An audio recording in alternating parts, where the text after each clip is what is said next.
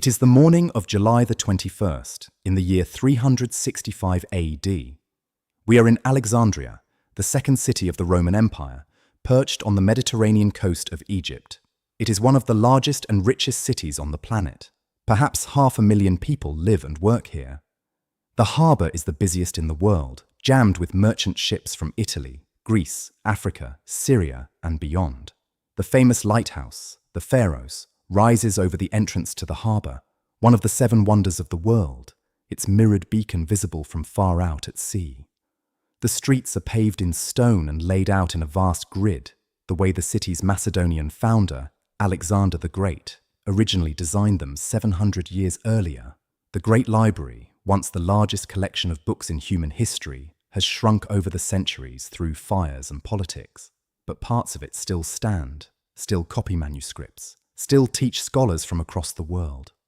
A philosopher walks to a lecture, a baker pulls bread from an oven, a small boy chases a stray cat down an alley, a widow lights a lamp in front of a household shrine.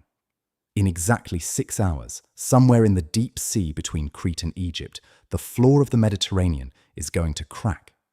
The next 8 minutes after that will kill thousands of these people and drown much of the city they live in.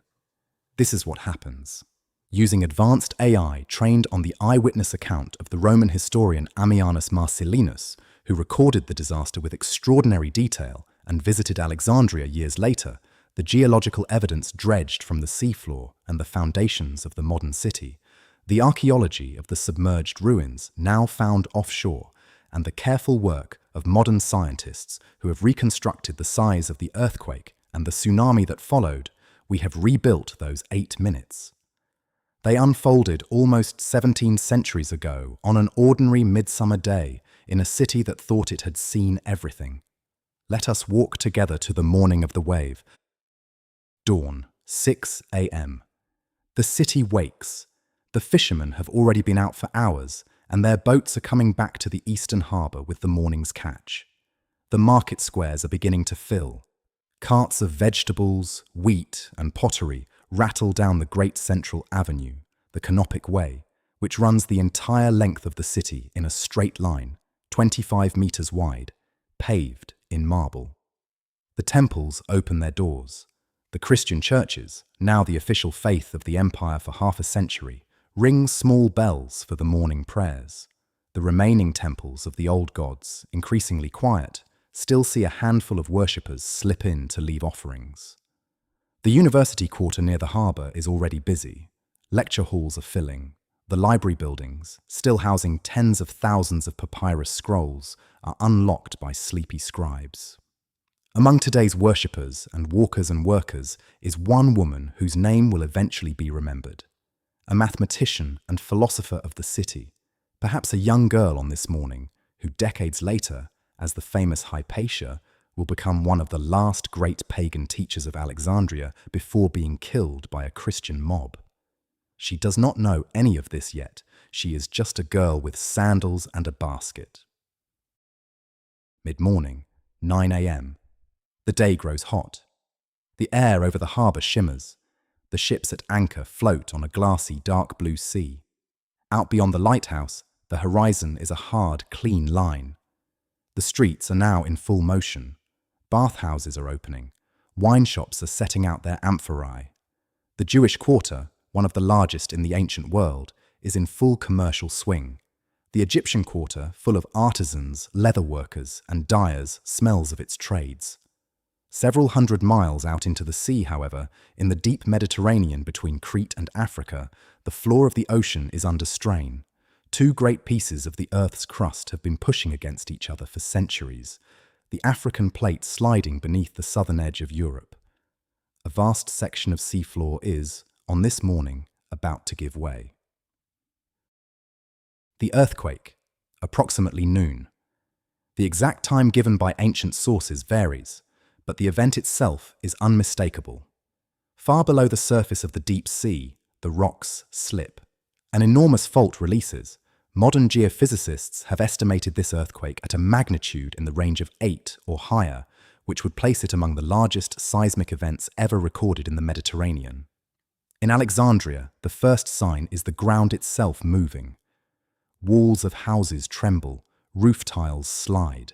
Amphorae of wine and oil rock on their shelves and crash to the floor. People in the streets feel a deep, low rumble before they hear it. Birds erupt from rooftops. Dogs begin barking. The columns of the great public buildings sway. The marble paving of the Canopic Way ripples. The shaking lasts perhaps a minute, perhaps a little longer. When it ends, Alexandria has been damaged, but not destroyed. Many buildings stand. Many people are shaken, but alive.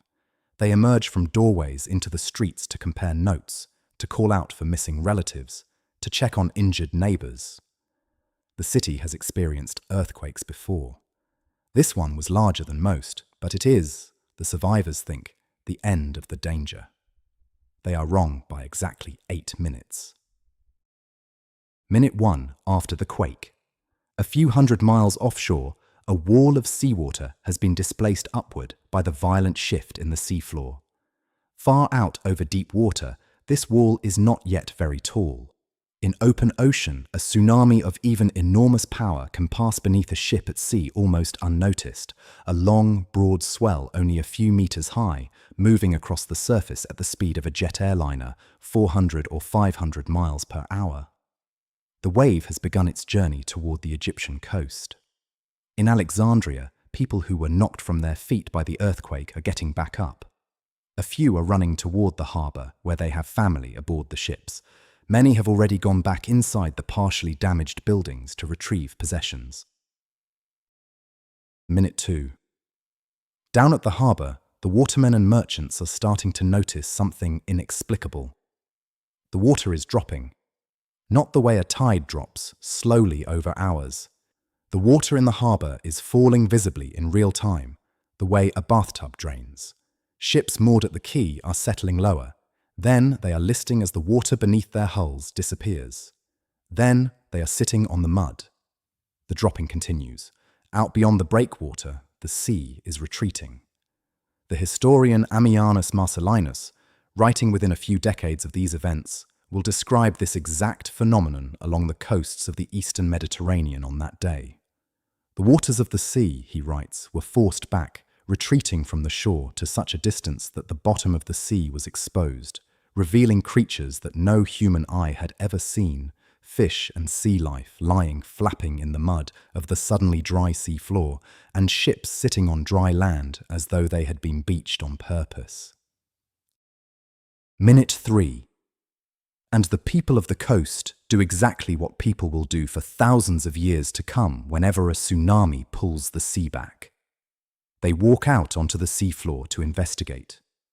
Children run shouting onto the exposed sand to pick up stranded fish. Adults follow.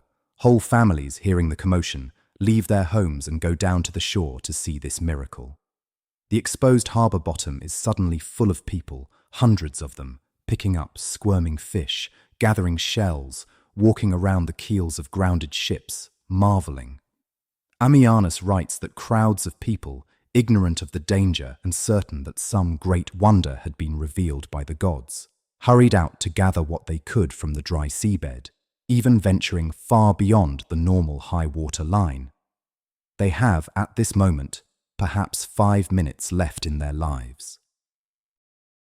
Minute 4. Far out at sea, the tsunami wave has been approaching the shallows of the Egyptian coast. As the seafloor rises beneath it, the wave slows. But the energy it carries does not vanish. Instead, the slowing wave compresses upon itself, the water behind piling onto the water in front, and the wave begins to rise. 3 meters high, 5, 8, 10.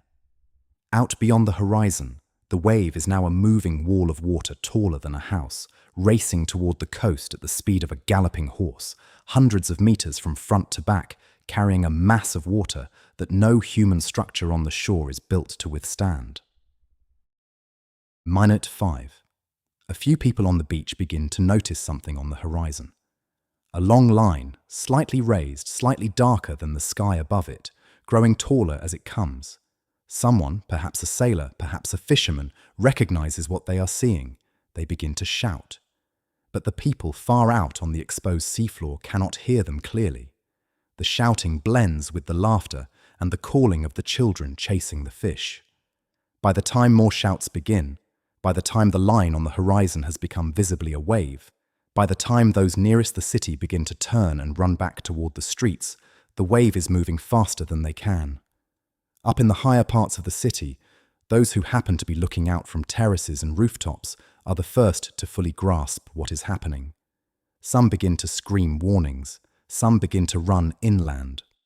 Most simply stand and stare, frozen, because the eye cannot fully process what it is seeing. Minute 6. The wave hits Alexandria. The first thing it strikes is the great lighthouse, the Pharos, standing on its small island guarding the harbour.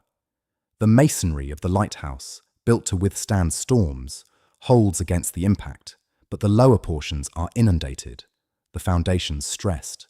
The wave splits around the island and pours into the great harbour. The grounded ships are picked up like toys. Some are flung against the quays, some are torn from their moorings and hurled inland over the warehouses of the docks. The people standing on the exposed seabed are gone in the first instant. The water reaches them faster than they can react, picking them up, throwing them forward, smashing them into walls and against pillars as it surges into the city. Ammianus writes, with chilling clarity, that the sea, returning all at once, struck the land and the cities along the coast with such force that ships were carried far inland, some lifted onto the roofs of houses, some flung over the tops of buildings entirely, and the bodies of those caught in its rush were beaten to death without mercy.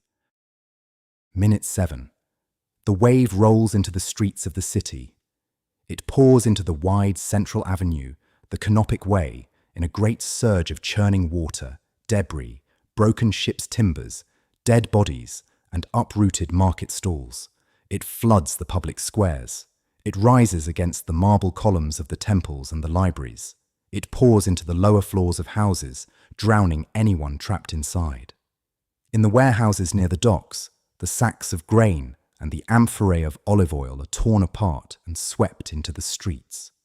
The papyrus scrolls of the smaller libraries near the harbour, the records of business and law and trade and scholarship, are reduced to wet pulp in seconds.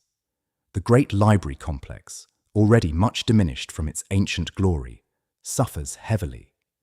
How much knowledge is destroyed in these minutes will never be exactly known, but the loss is real, and it adds to the long erosion of Alexandria's scholarly heritage. Up in the higher parts of the city, those who have run inland, who have climbed onto rooftops, who have made it onto high terraces, are watching the disaster unfold below them in stunned silence. Minute 8. The wave reaches its inland limit. Its energy begins to fail. The advancing front slows, then halts, then begins to draw back. The retreat is, in its own way, as deadly as the advance. The water, pulling back toward the sea, drags everything that is not anchored with it. Bodies, furniture, broken doorways, children torn from their parents' grasp, whole carts. A small church bell taken from a damaged Christian sanctuary will, centuries later, be found among the artifacts dragged into the harbour floor. The waterline retreats past the city walls, past the breakwater, past the lighthouse, back out toward the deep water from which it came. 8 minutes after the wave first struck the lighthouse, the immediate disaster is over. What remains is a coast that has been reshaped, a harbour that has been gutted, a population in shock, and a death toll that will eventually be estimated, by the historian who wrote of it, as around 5,000 souls in Alexandria alone, with thousands more along the coasts of Egypt, Libya, and beyond. In the weeks that followed, Alexandria began the long, painful work of recovery. The lighthouse, damaged but still standing, would be repaired. The harbour would be cleared. The bodies would be gathered, identified where possible, buried in mass graves where not. The Roman emperor of the day, hearing of the disaster, would send aid. The empire as a whole would absorb the loss, even as the same tsunami had also smashed the coasts of Crete, Cyprus, Sicily, and Libya, killing thousands more. Modern archaeology has confirmed through soundings and excavations off the modern Alexandrian coast that significant portions of the ancient city are now underwater. Streets, foundations of buildings, statues, columns, the lower remains of palaces have all been found offshore, in some cases sitting in remarkably preserved condition on the seafloor. The Egyptian government, with international partners, has begun in recent decades the slow project of mapping and protecting this submerged city, which lies, in many places, only meters below the surface of the sea, where divers can still swim through the streets of an Alexandria. The wave never gave back. That was the morning of July 21st, 365 AD. An ordinary summer day in the second city of the Roman Empire, in which a deep crack in the floor of the Mediterranean set in motion a chain of events that, 8 minutes later, would kill thousands of people, gut a great library complex, drown the heart of one of the most important cities in the ancient world, and partially erase, in real time, an entire layer of human civilization.